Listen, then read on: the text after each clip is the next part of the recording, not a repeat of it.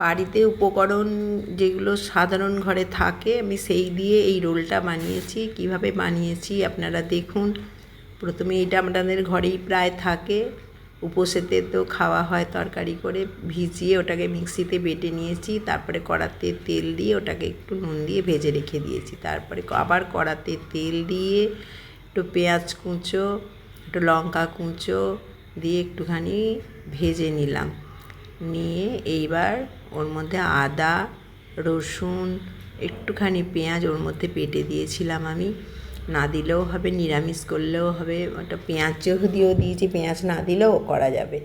দিয়ে এবার 8-10টা কারি পাতা দিয়ে ভালো করে ভেজে নিয়ে এইবার একটু নুন, হলুদ, জিরে গুঁড়ো, ধনে গুঁড়ো, সামান্য একটু লঙ্কা গুঁড়ো, যেহেতু কাঁচা লঙ্কা দেওয়া আছে একটু ঝাল কম দিলেই হবে, দিয়ে একটু নুন দিয়ে এবার ওটাকে আমি ভালো করে ভেজে নিলাম। নেওয়ার পর তারপরে একটু আলু, একটা মিডিয়াম সাইজের আলু নিয়ে ওর মধ্যে ম্যাশড করে দিলাম।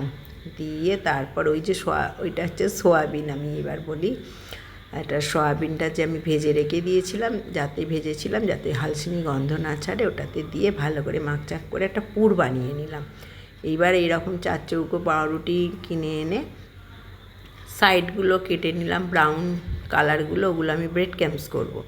দিয়ে একটু জলতাত্রা দিয়ে বেলে নিলাম। এইবার ওই যে পুরটা করেছিলাম, পুরটা এইবার মুড়ে আমি রেডি করে ফেললাম।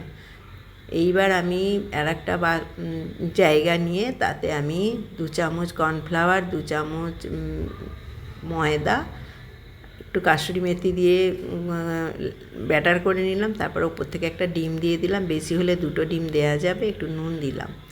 দিয়ে ব্যাটারটা রেডি হয়ে যাওয়ার পরে ওই যে রোলগুলো করে রেখেছিলাম, ওইগুলো ওই যে পাউরুটিগুলোকে মিক্সিতে বেটে নিয়েছিলাম,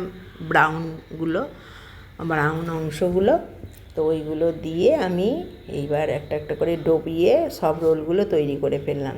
এইবার যেহেতু বাচ্চা খাবে বলে, আমি বাচ্চারা চিজ খেতে ভালোবাসে বলে আবার আরও কিছু পাউরুটিতে আমি 2-3টে করে চিজ দিয়ে আবার রোল করে নিলাম।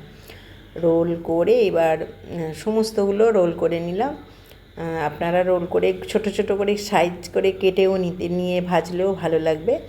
এইবার গোলায় ডুবিয়ে আর ব্রেড ক্রাম্বসের মধ্যে আবার ডুবিয়ে এইবার একটা ছুরি নিয়ে চেপে চেপে একটুখানি টাইট করে দিতে হবে। দিয়ে এইবার যেরমভাবে গড়ে নিলাম সমস্ত, এইবার তারপর আমি ওইগুলোকে গরম তেলে একদম ভেজে নিলাম।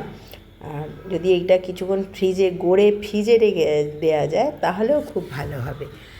তারপর আমি এইগুলোকে ভেজে সস দিয়ে সবাই মিলে খেলাম।